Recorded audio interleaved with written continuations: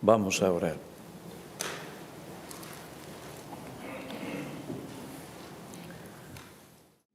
Padre, agradecidos estamos por la palabra que tú, mediante tus siervos, nos has traído.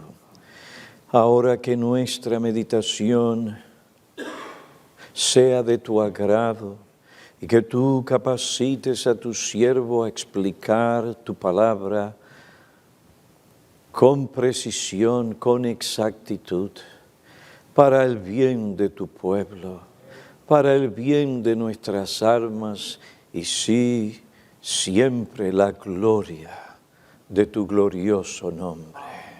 Te pedimos esto en Cristo. Amén.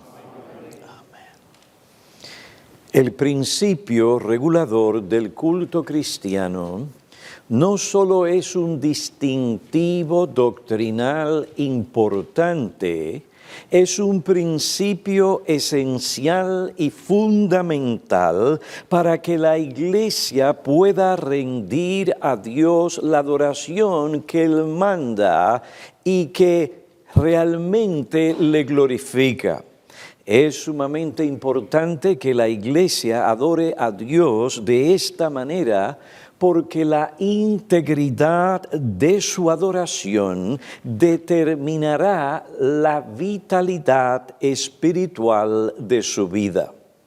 Debido al fuerte y persistente esfuerzo de la sociedad por secularizar la adoración de la Iglesia, y así deshacerse de la verdadera adoración a Dios, es necesario que la Iglesia entienda, aplique y retenga continuamente el principio regulador de la adoración. El entendimiento y la aplicación correcta de este principio guardará a cada iglesia no solo de la secularización y el pragmatismo, sino que también le ayudará a discernir y combatir la mundanalidad que se ha introducido sutilmente en muchas iglesias bajo el pretexto de una inocente sensibilidad cultural. ¿Qué propone el principio regulador de la adoración? En esencia, el principio regulador propone que el verdadero culto a Dios ha sido solamente ordenado por Él y que ningún individuo, iglesia e entidad tiene el derecho a decretar nada en la adoración excepto lo que está ordenado por las Santas Escrituras expresamente o por implicación. El principio regulador determina lo que es correcto y adecuado en el culto cristiano.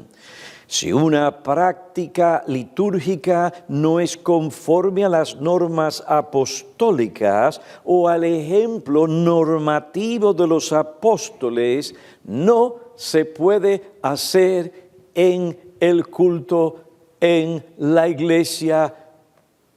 Punto. No coma. Punto. El principio regulador del culto cristiano se opone al principio eclesial. El principio regulador del culto se opone al principio eclesial. El principio eclesial sostiene que la Iglesia Católica Romana tiene la autoridad para establecer por sí misma sus propias formas de culto, aunque éstas sustituyan o contradigan lo que manda la palabra de Dios. Un escritor cristiano explica este principio de la siguiente manera: el principio sostenido por la Iglesia Católica Romana defiende su inherente prerrogativa de establecer sus propias formas de culto sin considerar si tienen o no un fundamento bíblico. Esto surge del concepto de autoridad de esa iglesia que sostiene que además del texto bíblico coexiste a la par la sagrada tradición que se expresa en el juicio corporativo de los obispos de la iglesia, quienes monopolizan toda interpretación. La autoridad radica en la iglesia y no radica exclusivamente en el texto bíblico. De esta forma, el culto está regulado por la autoridad de la iglesia. Ella establece su forma de culto a piacere. La historia ha demostrado que tal discrecionalidad ha agregado elementos culticos que no conciertan o guardan armonía con la Biblia. Por ejemplo, los 7 sacramentos, la confirmación, la misa, etc. Pero ellos insisten que la iglesia es soberana y puede inventar o crear lo que se le ocurra, pues tiene toda la autoridad.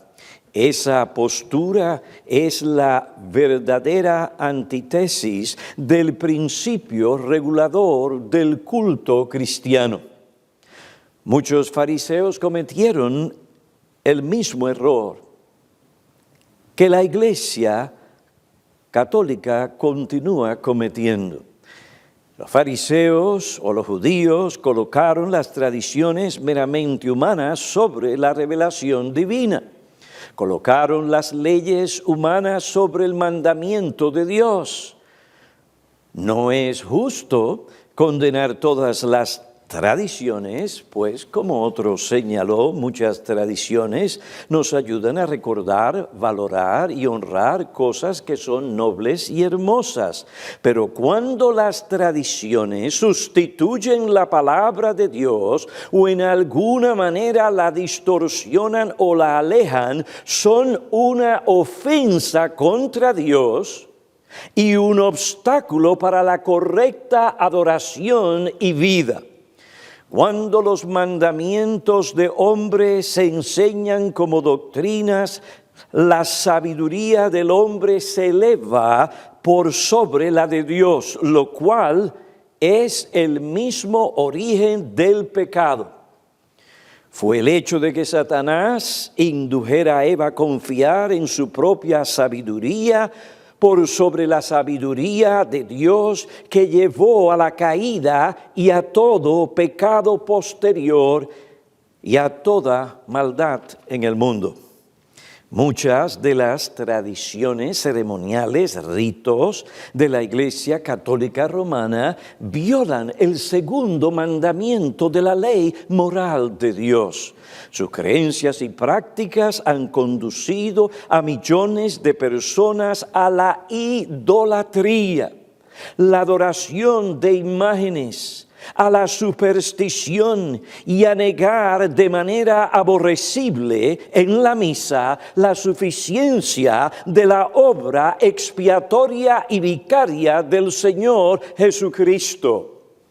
Así como el Señor censuró y condenó a los fariseos por aferrarse a las tradiciones humanas que invalidan el mandamiento de Dios, así también el Señor reprende y condena por su palabra a los que siguen la teología católica romana. Punto. No coma, tampoco.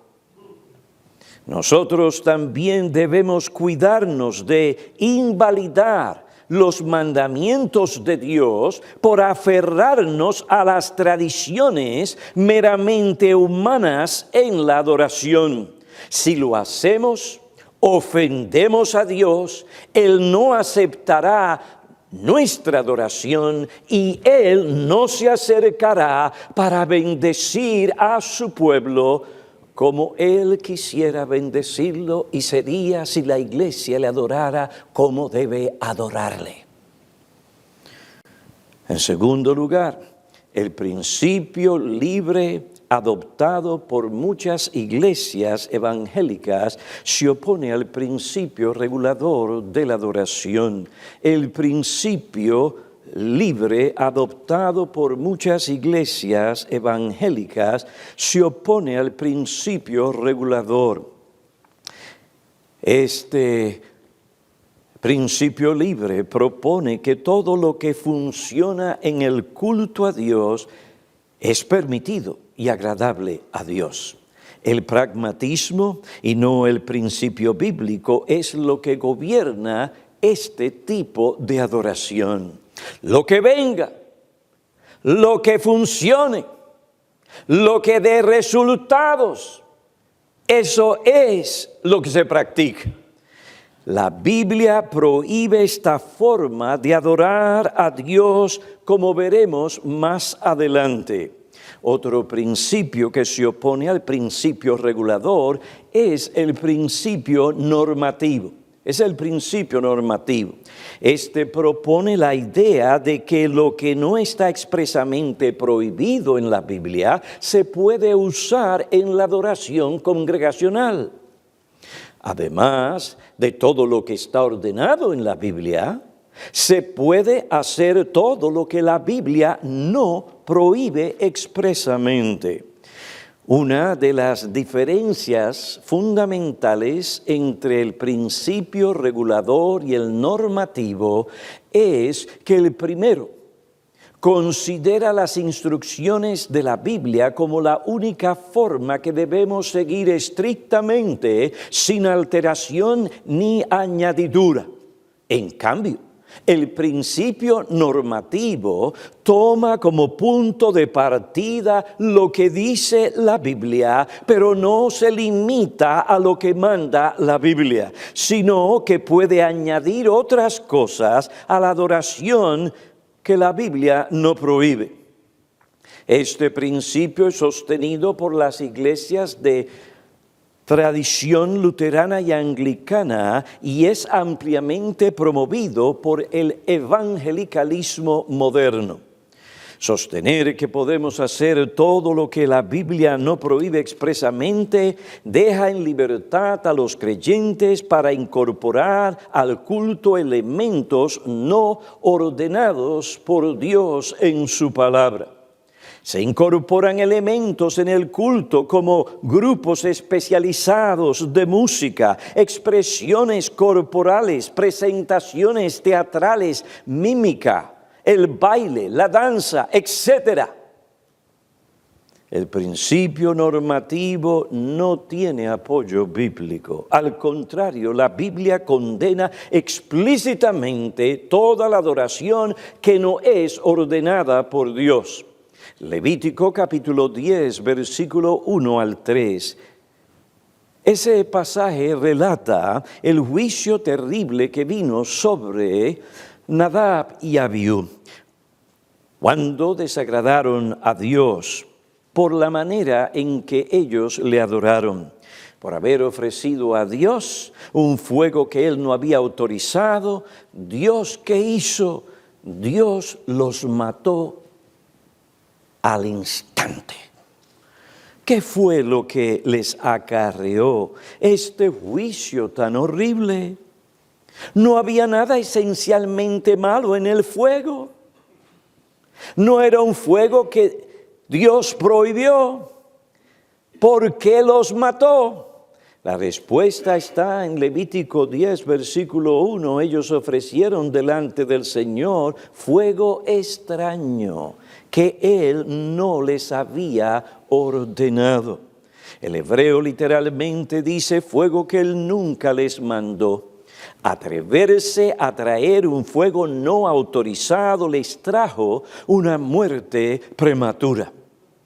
Y fue muerte por fuego. Me trajiste fuego que yo no te ordené, pues de mi presencia saldrá fuego que va a matarles por ustedes haberse atrevido a traer algo que yo no ordené. De la presencia del Señor salió fuego que les consumió. Aunque Dios no prohíbe algo, esto no nos da derecho para incluirlo en la adoración. Otro pasaje que trata este asunto está en Deuteronomio capítulo 12, versículo 29 al 32. Su contexto inmediato se refiere a la adoración.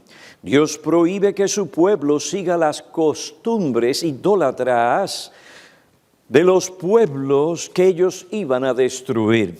En el versículo 32 vemos una regla importante sobre cómo Dios debe ser adorado. Cuidarás de hacer todo lo que te mando. Nada, N-A-D-A, nada le añadirás. En cuanto a cómo se debe adorar a Dios, debemos adorarle o adorarlo solo como Él manda y no se puede añadir ninguna otra cosa. Algunos teólogos evangélicos no aceptan que este principio se aplique al culto cristiano. Ellos reconocen que el principio regulador determinaba la adoración en el tabernáculo, pero que este principio no es válido en la adoración del Nuevo Testamento. El concepto que está detrás de su objeción es que debido a su simbolismo tipológico, la adoración del tabernáculo estaba gobernada por requisitos singulares que no se aplicaron en otros lugares del Antiguo Testamento, ni se aplican en la adoración del pueblo de Dios en el Nuevo Testamento. Aunque ellos reconocen que la adoración debe ser gobernada por los principios generales de la Biblia, lo que hacemos en la adoración no se debe limitar solamente a lo que la Biblia permite expresamente, como se hizo en el tabernáculo. Toda la Biblia contradice esta postura. Como otro dijo, a través de la Biblia vemos la preocupación de Dios por la manera en que se le adora, no solo en el código ceremonial, sino también en la ley moral. No solo en el Pentateuco, sino también en los profetas. No solo en el Antiguo Testamento, sino también en el Nuevo Testamento. No solo en las cartas de Pablo, sino también en las enseñanzas de Jesús.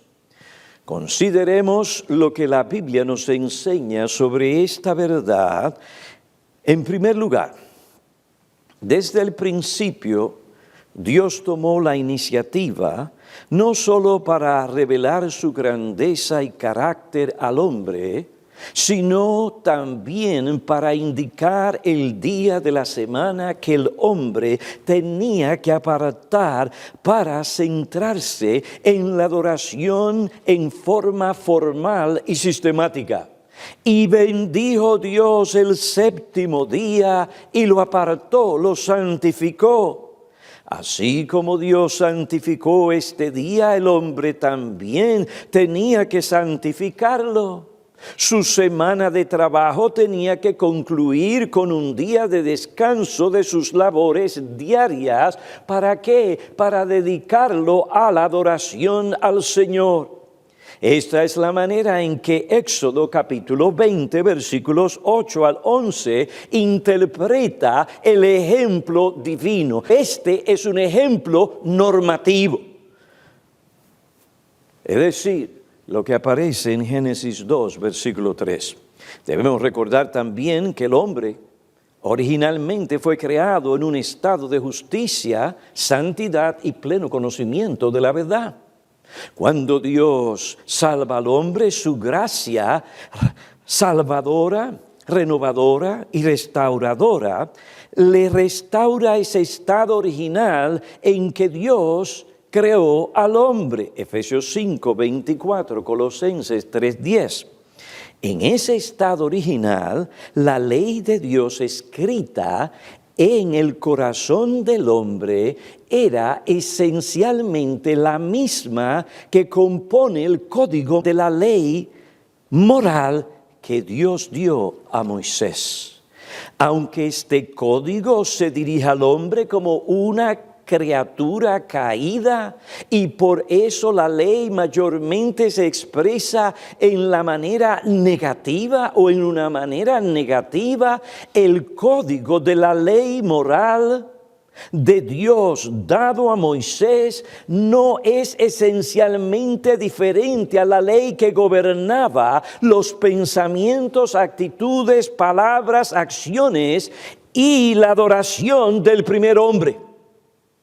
Si esto es así, entonces aquel principio que gobernaba la adoración de Adán y su mujer en su estado original era el mismo que debe gobernarnos en nuestra adoración. Adán no adoró a Dios como él quiso, sino como ordenaba la ley moral de Dios escrita en su propio corazón. Antes de caer, Adán adoró ¿a quién? Solamente un Dios. Y lo hizo ¿sin qué? Sin imágenes. Adoró a Dios en el día establecido por el ejemplo divino. Su adoración en su estado original fue prescrita por Dios. Después de la caída vemos que el principio regulador gobernaba la adoración a Dios. Génesis 4, versículo 3 al 8. En este pasaje vemos que Caín trajo al Señor una ofrenda del fruto de la tierra. También Abel trajo de los primogénitos de sus ovejas y de la grosura de los mismos. El Señor miró con agrado y aceptó las ofrendas de Abel, pero no miró con agrado ni aceptó la ofrenda de Caín. La ofrenda de Abel fue agradable al Señor. ¿Por qué? Porque cumplía con los requisitos de la norma divina. Primero, como ayer se enseñó por el pastor Alandón, lo hizo en el día señalado por Dios. Génesis 4:3, al final de días, al final de la semana de trabajo, Abel siguió el ejemplo divino. Este era un ejemplo normativo. Segundo, Abel, por la fe, ofreció un mejor sacrificio que Caín, Hebreos 11:4. La verdadera fe en Dios busca sinceramente honrar y alabar a Dios. Esta fe es un ingrediente indispensable en la adoración a Dios. La adoración que agrada a Dios procede de una fe activa en Dios. Esta fe siempre descansa y depende de la revelación de Dios. La verdadera fe en Dios no es, no fue, no es y no será. No es una fe ciega. Siempre tiene sus ojos y es guiada por la revelación de Dios. Dios aceptó la ofrenda de Abel porque cumplía con los requisitos de la norma de la revelación divina. En cambio, Dios rechazó la ofrenda de Caín porque no llenaba los requisitos de la norma divina. No se desprendía de un corazón que realmente quería honrar a Dios. Su actitud y motivación eran deficientes. Desde el comienzo del libro de Génesis se muestra la importancia del principio regulador de la adoración. Como otro dijo, desde el principio de la revelación, Dios hace una advertencia a cada lector y oyente de que Él es muy particular acerca de cómo su pueblo se acercó a Él en la adoración. Esta advertencia se dio antes de que la ley moral fuera proclamada al pie del monte Sinaí.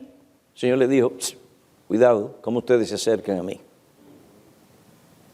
Esta advertencia no está conectada con el culto en el tabernáculo o el sistema levítico. Tales cosas todavía no se habían dado.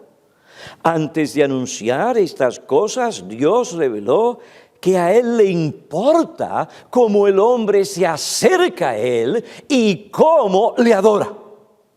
En segundo lugar, basado en la gran historia de la redención de Egipto, se encuentra un principio que muestra la importancia que Dios le atribuye a la adoración corporativa y la manera de cómo su pueblo debe adorarle. Éxodo 3, versículo 12, dice que Dios redimiría a su pueblo de Egipto, ¿para qué? Principalmente para que le adorara. Estos no eran trucos para engañar a Faraón. Dios redime para que su pueblo le adore.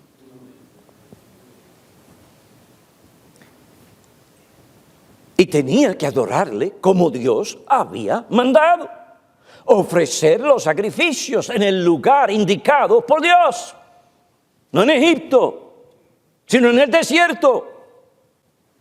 Este y otros textos bíblicos como Éxodo 5:1 muestran el interés que Dios tiene de que su pueblo le adore en todo aspecto de su vida y también mediante una adoración corporativa específica según Él ordena.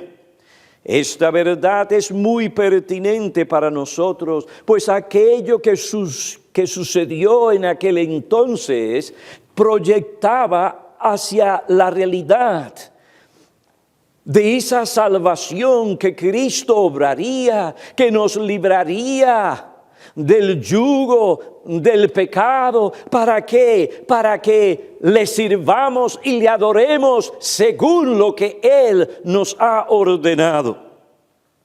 El lenguaje y la enseñanza de Moisés sobre la manera en que el pueblo debía acercarse a Dios antes de la era del tabernáculo, la distinción que se hace entre el pueblo reunido para alabar a Dios y una vida de servicio, Éxodo 3, 12 y 18, y las estipulaciones que se dan en la ley moral sobre la adoración nos muestra que no debemos acercarnos a Dios ni adorarle como nosotros determinamos, sino como Él establece. En tercer lugar, el contenido, significado e implicaciones de la ley moral nos muestran el carácter perenne del principio regulador de la adoración. En otras palabras, los mandamientos de la ley moral de Dios nos muestran que Dios es el que determina el objetivo y el contenido de la adoración y la manera en que debemos adorarle y cuándo debemos hacerlo. Como otro explica, los 10 mandamientos no son meramente una revelación de normas temporales, sociales, religiosas y morales. Son una revelación de la misma naturaleza de Dios. A revelarnos su naturaleza, nos dan dirección permanente acerca de la manera en que hemos de pensar en Dios, la manera en que hemos de adorar a Dios, y que a Dios le importa muchísimo la manera en que pensamos en Él y le adoramos. El primer mandamiento nos enseña que solamente Jehová es Dios. Éxodo 22 declara: yo soy el Señor tu Dios que te saqué de la tierra de Egipto y de la casa de servidumbre. No tendrás otros dioses delante de mí. Este mandamiento nos enseña que debemos adorar y servir sola y exclusivamente a Dios. El segundo mandamiento da testimonio de un Dios que es soberano hasta en la manera en que nosotros nos relacionamos con Él. Es decir, en este mandamiento, Dios nos demuestra que no podemos ni pensar en Él ni adorarle según nuestros propios designios humanos y categorías humanas, sino que más bien tenemos que conocerle y glorificarle, adorarle y servirle según su propia revelación y según sus propios requisitos. No te harás ningún ídolo, ni semejanza alguna de lo que está arriba en el cielo, ni abajo en la tierra, ni en las aguas debajo de la tierra. No los adorarás ni los servirás. ¿Por qué? Porque yo, el Señor tu Dios, soy Dios celoso. Una consideración cuidadosa del segundo mandamiento nos enseña que la palabra de Dios tiene que gobernar nuestro conocimiento de Dios y que por lo tanto es vital que la palabra de Dios gobierne nuestra adoración a Dios. No podemos adorar a Dios sin pensar en Él. Pero no podemos pensar en Él sin pensar según la revelación que Dios nos ha hecho de sí mismo. Así que la revelación de Dios tiene que controlar toda nuestra idea de cómo es Dios y cómo también debe ser nuestra adoración a Él. Yo soy el Señor tu Dios. No tendrás otros dioses, no te harás ídolo, no los adorarás. No podemos hacer para nosotros mismos ningún otro Dios. Y de la misma manera no podemos adorar a ningún otro Dios, es decir, a ningún Dios que no sea el Dios que se nos ha revelado en su palabra. El Dios que nos ha hablado de sí mismo, que se identifica con las palabras, yo, el Señor, tu Dios. Podemos conocer a Dios y pensar en Él solamente según Él se nos ha revelado en su palabra. La palabra de Dios tiene que gobernar, controlar, dominar nuestros pensamientos acerca de la naturaleza de Dios, como también nuestra adoración a Dios. Hay una conexión inseparable entre el Dios que adoramos y nuestra adoración a ese Dios. Nuestra manera de adorar a un Dios refleja lo que nosotros creemos acerca del carácter o la naturaleza de ese Dios. Y por ende nuestra manera de adorar a ese Dios representa ante otras personas lo que creemos acerca del carácter y la naturaleza de ese Dios. Con mucha razón, los primeros mandamientos nos prohíben concebir a Dios según nuestros pensamientos y adorarlo como nosotros querramos. Así que la ley moral nos enseña que la Biblia ha de ser nuestra regla para la manera en que adoramos a Dios como cuerpo, como también para la manera en que pensamos en Dios. La Biblia ha de ser central tanto en la formación de nuestra imagen de Dios como en la información que guíe y caracterice nuestra adoración a Dios. Mucho del problema, hermanos, de por qué hoy se está adorando como se adora, añadiendo cosas que Dios no ordenó, es porque no se proclama y se aplica la ley moral de Dios. Entonces, no se sorprenda si la gente está preparada para recibir todas aquellas invenciones y añadiduras de muchos evangélicos y tristemente algunos que se llaman reformados. Por otra parte, la manera en que adoramos a Dios como asamblea contribuye a nuestro concepto de Dios.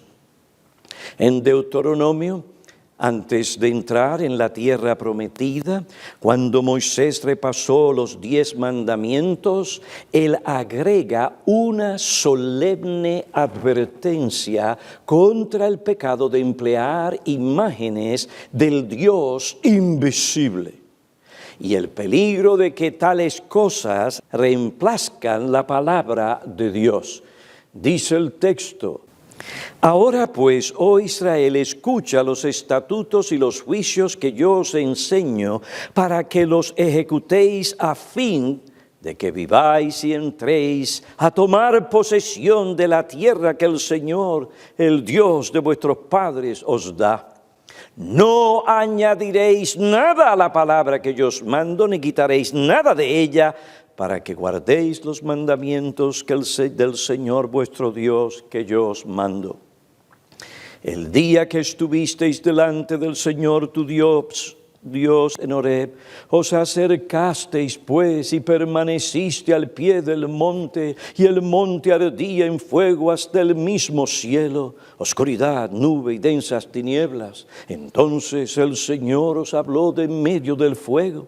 Oísteis su voz, solo la voz, pero no visteis figura alguna. Y os declaró su pacto, el cual os mandó poner por obra, esto es, los 10 mandamientos. Y los escribió en 2 tablas de piedra. Así que guardaos bien, ya que no visteis ninguna figura en el día en que el Señor os habló en Horeb de en medio del fuego. No sea que os corrompáis y hagáis para vosotros una imagen tallada semejante a cualquier figura. Las imágenes, cosas visibles, inventadas o ideadas por seres humanos, no nos ayuda a adorar al Dios invisible, que se ha dado a conocer a través de sus palabras registradas en forma permanente en la Biblia. Eso incluye imágenes supuestamente de Jesús. No, pero Jesús era hombre. Sí, pero Él no solamente era hombre, era el Dios hombre. Y no hay foto, cuadro, que pueda reflejar tal cosa. Pero es que ayuda. Oye, pues espérate, tú te has vuelto católico romano. No, pero es que ayuda a los niños. No los ayuda. Alguien me dijo, no, pero es que los niños necesitan porque esto y que lo otro. Y bueno, pero es que el pueblo de Dios no tenía que usar ninguna clase de foto. Bueno, te dice, ay, pastor, porque no habían fotos, no habían cuadros, se podía pintar, habían estatuas, pero no las usaron. Y enseñaron a sus hijos. Hay aspectos de Dios que no podemos explicar exhaustivamente y que ellos tienen que aceptar esa realidad.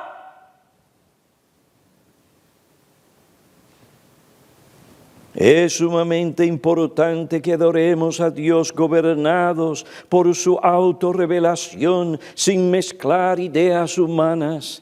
En contraste con toda creatividad e iniciativa humana, la Biblia ha de ser nuestra regla para la manera en que hemos de adorar a Dios. La Biblia es nuestra regla para la manera en que debemos pensar en Dios. En cuarto lugar, el incidente relacionado con el becerro de oro en Éxodo capítulo 32 y 34. Testifica de la importancia de adorar a Dios como Él ha ordenado. Cuando el pueblo vio que Moisés tardaba en bajar del monte, la gente se congregó alrededor de Aarón y le dijeron: haznos un Dios que vaya delante de nosotros. La Biblia de las Américas dice: haznos un Dios. Por temor al pueblo y la presión de la congregación, Aarón hizo un becerro de fundición. ¿Usted puede creer tal cosa? A veces nos sorprende las personas que hacen cosas que no deben hacer. Aarón hizo un becerro de fundición. La presión. Y eso es lo que nos dicen, la presión de los jóvenes, la presión de la sociedad, la presión de las damas, la presión de los caballeros, la presión. Sí, así se sintió Aarón. Miren esta gente, imagínense, los judíos no eran gente flaquita, eran esclavos, tenían, molleros.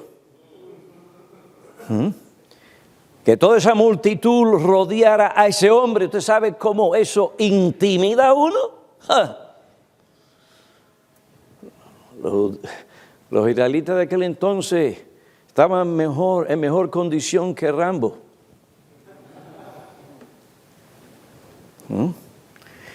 El hombre se dejó intimidar.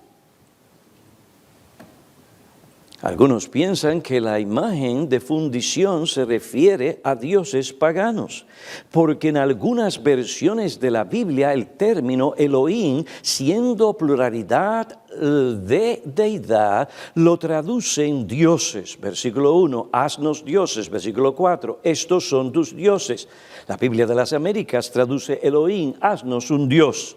Sea un dios o dioses, se piensa que Israel quería adorar a otro dios o a otros dioses. Sin embargo, un examen más detenido del capítulo 32, versículo 1 al 10, revela que la intención del pueblo era simplemente adorar a Jehová, a Yahvé, mediante una imagen.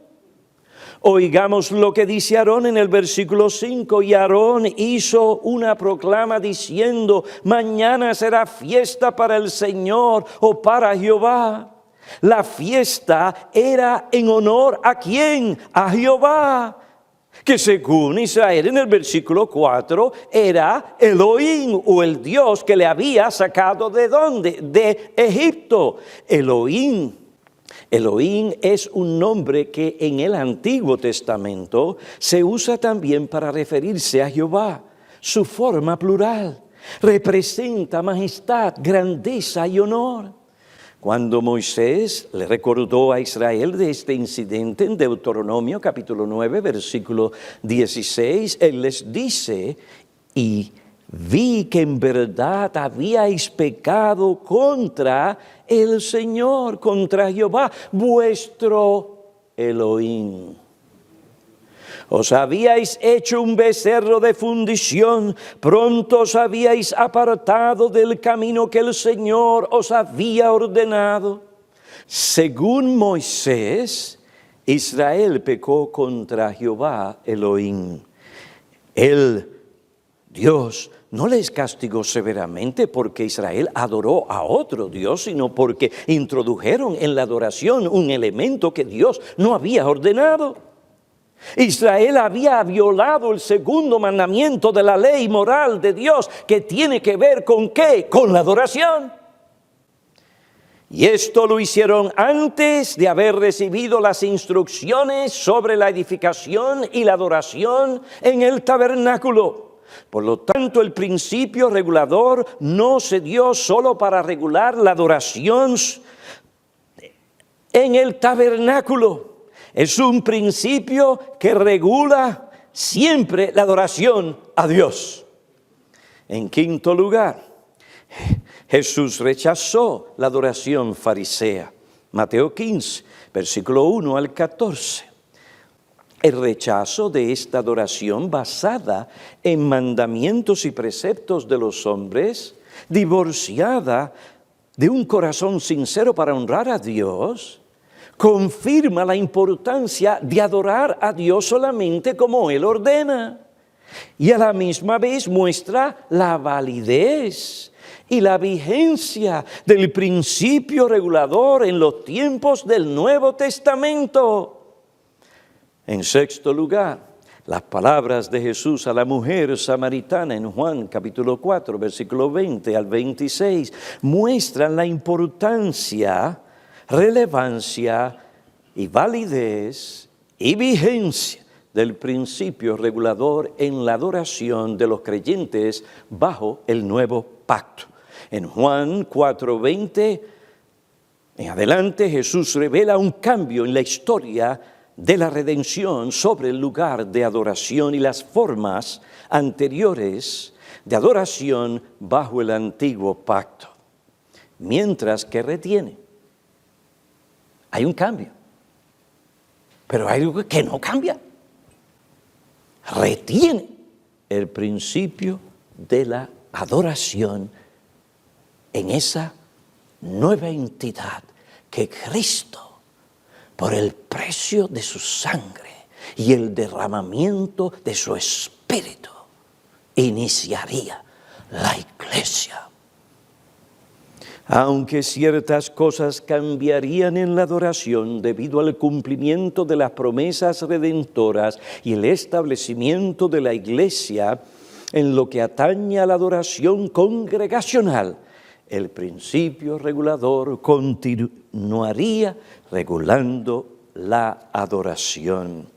Dios es espíritu y los que le adoran deben adorarle en espíritu y en verdad. Jesús aquí subraya que la adoración es la manera de responder a la revelación, por lo tanto la adoración a Dios debe ser según la revelación o la verdad que Dios revela en su palabra. Además, Jesús reenfatiza la importancia de la adoración en la era del nuevo pacto. En sexto lugar, yo voy bajando el avión. Pero yo tengo un punto aquí. Este asunto del principio regulador no es una cosa que se inventaron los puritanos.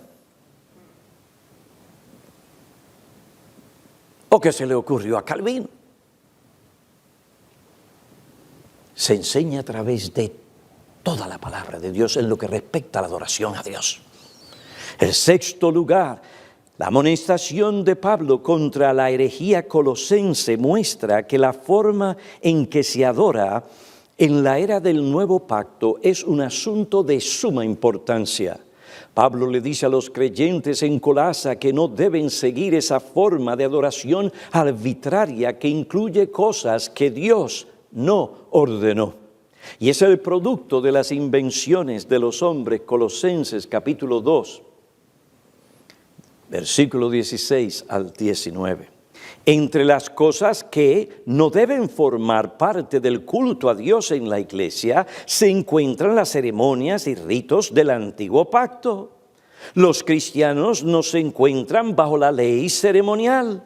Entonces no deben permitir que nadie les lleve a incluir en su adoración esos elementos que anteriormente formaban parte del culto a Dios.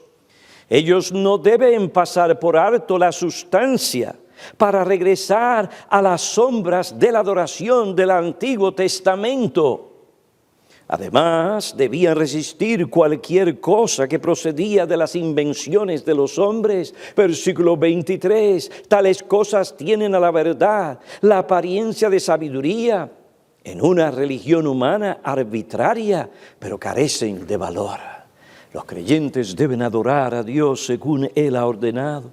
Su patrón de adoración es el que Dios manda en su palabra. Adoración según nuestras ideas, como otro dijo, por más sinceros, por más sinceras que sean es un acto de egolatría en el que se adora la voluntad y los deseos del hombre. En séptimo lugar, las instrucciones de Pablo a los Corintios, capítulo 14, y en sus otras epístolas, expresan claramente la importancia de que la iglesia adore a Dios como Él manda. En otras palabras, muestra la vigencia del principio regulador en el culto de la iglesia.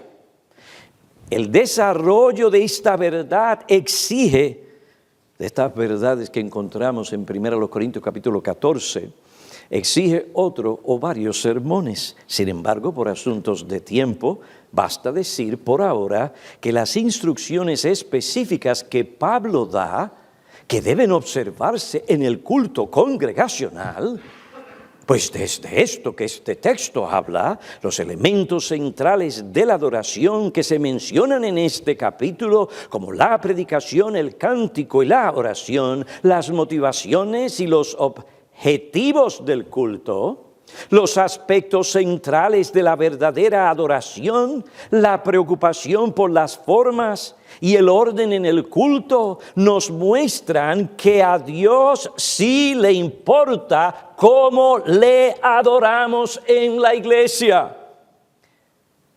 Esto no es un asunto en el que Dios ha abierto la puerta para que los creyentes se sientan libres para hacerlo como ellos desean. Aún en la era de la iglesia, Dios mediante su palabra nos dice cómo debemos adorarle. Las instrucciones en otras epístolas paulinas sobre la adoración, como en Colosenses 2, muestran la importancia y vigencia del principio regulador en el culto cristiano. Además, debemos tener en cuenta, y cada punto usted puede desarrollarlo, se puede desarrollar, pero no lo vamos a hacer. Además, debemos tener en cuenta lo que otro señaló, que el principio regulador está basado en otras realidades bíblicas y teológicas, como la doctrina de Dios, la distinción entre el Creador y las criaturas, la idea de revelación, el carácter inmutable de la ley moral de Dios, la naturaleza de la fe, la naturaleza derivada de la autoridad de la iglesia, la doctrina de la libertad cristiana, la naturaleza de la verdadera piedad bíblica, la realidad de la tendencia de la naturaleza humana hacia la idolatría. A la luz del testimonio de toda la Biblia, tenemos que concluir que el principio regulador no es solo para la adoración en el tabernáculo, ni la adoración en el templo, es el principio que debe gobernar la adoración en la iglesia hasta que Cristo venga. Punto. Pero alguien objeta diciendo que el principio regulador no es más que algo que los puritanos se inventaron. De hecho, por su celo desmedido fueron más allá que Calvino. En lo que respecta a lo que debe gobernarnos en la adoración. La historia y los escritos de Calvino nos enseñan que él, como los puritanos, sostuvieron el principio regulador de la adoración. Las diferencias sobre el orden de la adoración entre él y ellos no significa que los puritanos fueron más allá que Calvino en lo que respecta al principio regulador. El principio en sí no exige absoluta conformidad en lo que respecta al orden del culto, sino en lo que respecta a la sustancia y los elementos de la adoración. Además, lo que en última instancia importa no es lo que creyeron y practicaron Calvino y los puritanos, sino lo que dice la palabra de Dios. Hay que tener en cuenta, como a veces tomamos la confesión bautista y somos más de la confesión que de la Biblia.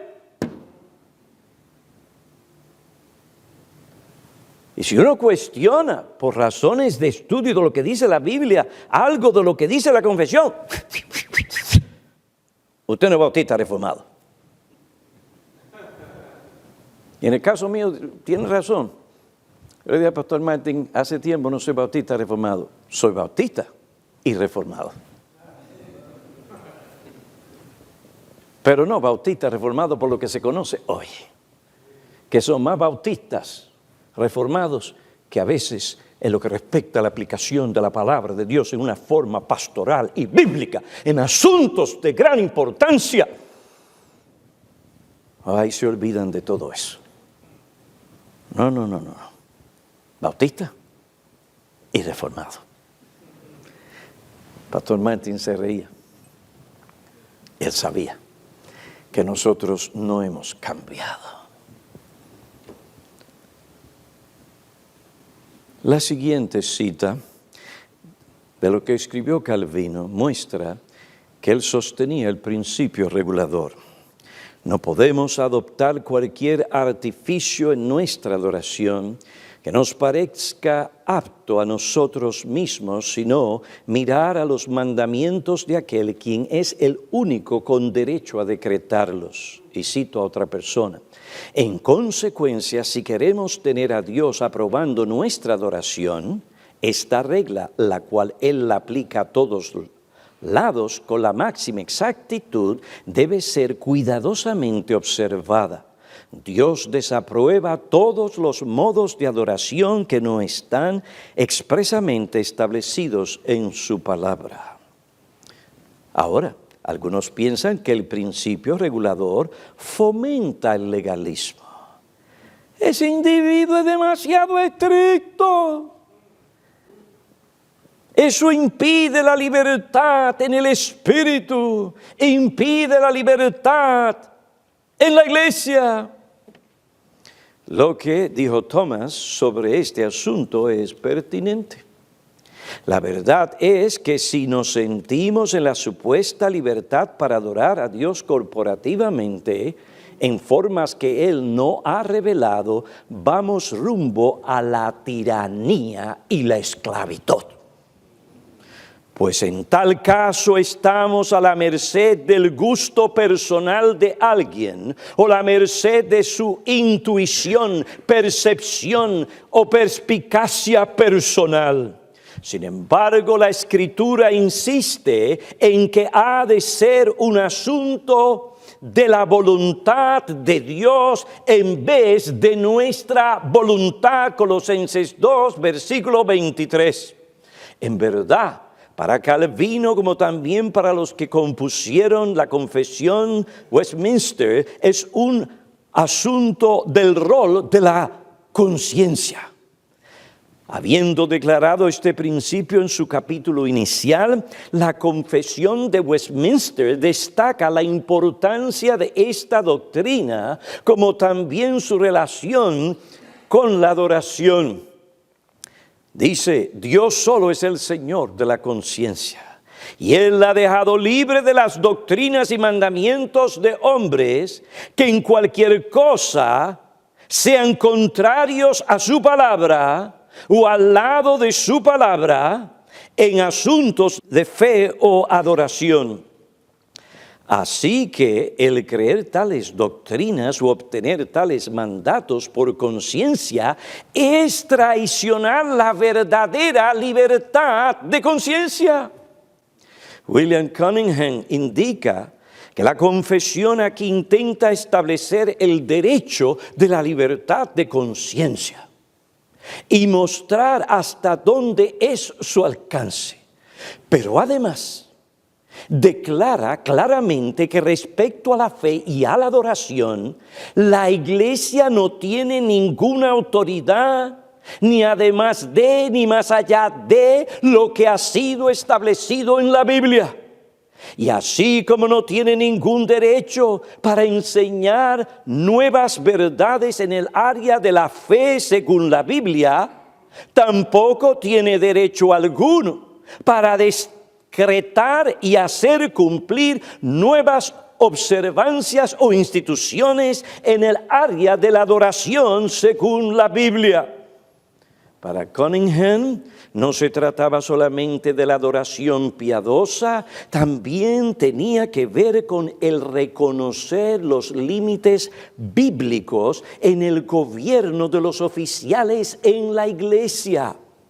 El mantener una buena conciencia hacia Dios significa que el gobierno de la iglesia se conforma a la regla de la ley que Dios estableció y aquella ley solamente.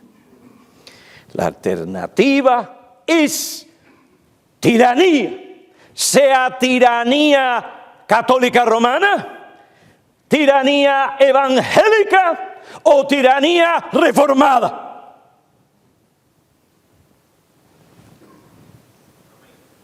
Thomas, en un libro sobre la adoración, dice que en un culto de adoración en Inglaterra, él fue reprendido públicamente por no participar de las señales manuales que se requería en aquella congregación.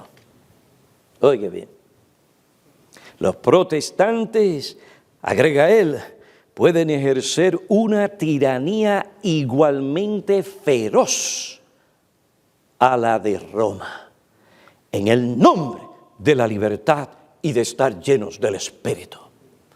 Solo el principio regulador puede mantener la verdadera libertad cristiana. El principio regulador no es legalismo. Saulo de Tarso era legalista cuando obedecía lo que él quería hacer para complacer a Dios y estar bien con Dios. Después de su conversión y después de reconocer la codicia de su corazón, él se esmeraba por obedecer lo que Dios en verdad quería, no según los impulsos de los deseos de su corazón, y lo que hacía para ganar su salvación, sino por amor y gratitud a Jesucristo, su Salvador. No es legalismo obedecer a Dios según lo que Él requiere en su palabra, por amor y gratitud a Él.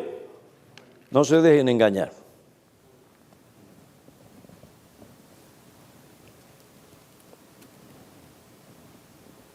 Otros dicen creer en el principio regulador, pero de una manera diferente. Es decir, quieren que se siga llamándoles reformados, pero realmente, por lo que ellos dicen en ese aspecto, se han convertido luteranos o anglicanos disfrazados. Corrido, disfrazados. Para ellos el principio regulador de la adoración es el mismo principio regulador que debe regular toda la vida. Eso suena hermoso y muy espiritual, ¿verdad? Por lo que está escondido detrás de eso. Eso es un caballo de Troya, señores. No hay diferencia. Cito, no existe un área neutral donde Dios permita que seamos nuestros propios legisladores. No existe ningún área de la vida humana donde Dios renuncie a gobernar o donde su palabra para nosotros guarde silencio. Mi respuesta a esa clase de argumentación es sencilla. Ciertamente que toda nuestra vida debe ser regulada por la palabra de Dios. Esto siempre debe ser así. Y lo fue así antes y después del antiguo pacto. Pero esto no niega que Dios limita y restringe la adoración de su pueblo o la adoración congregacional. Aunque el resto de nuestra vida, en diferentes cosas, podemos ser guiados por los principios generales, pero lo que respecta a la adoración, es lo que Dios específicamente ordena, nada más y nada menos. Así vivió el judío, quien tenía que solamente darle a Dios lo que Dios había ordenado. Y así tenemos que vivir nosotros. Hemos considerado lo que enseña la Biblia sobre el principio regulador, no todo, pero algo. Hemos visto también la vigencia de este principio desde la creación a través de las edades y en la iglesia. Ahora, querido pastor, dame unos minutos más. Ya aterrizo mi avión. ¿Qué quiere Dios de ti y de mí? Como ministro del Evangelio, a la luz de toda esta enseñanza de la Biblia sobre la adoración, que seas fiel, no exitoso. Si Dios quiere darte éxito, déjaselo a Dios, pero esa nunca debe ser tu motivación. Prospere el reino de Dios, sí, pero nunca ser exitosos. No. Antes que eso, fieles a Dios.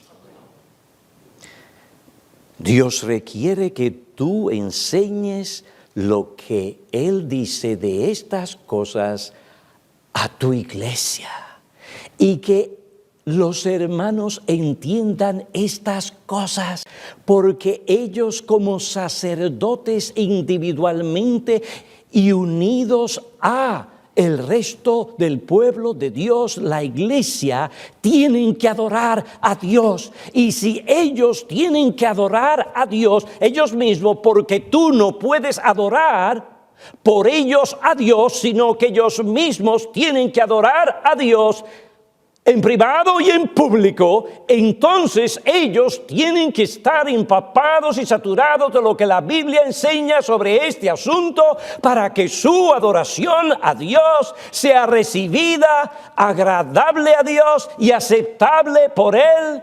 Y de ahí Dios se manifieste, pues escrito está: aquellos que guardan sus mandamientos son aquellos que aman a Dios y a Jesucristo. Y el Señor nos ha dicho que si guardamos sus mandamientos, Él se manifestará. Juan, capítulo 14. ¿Tú quieres que Dios se manifieste en la vida de los miembros de tu iglesia? No juegues con este asunto. Enseña, persiste, insiste en lo que has aprendido. ¿Dónde? En la Biblia.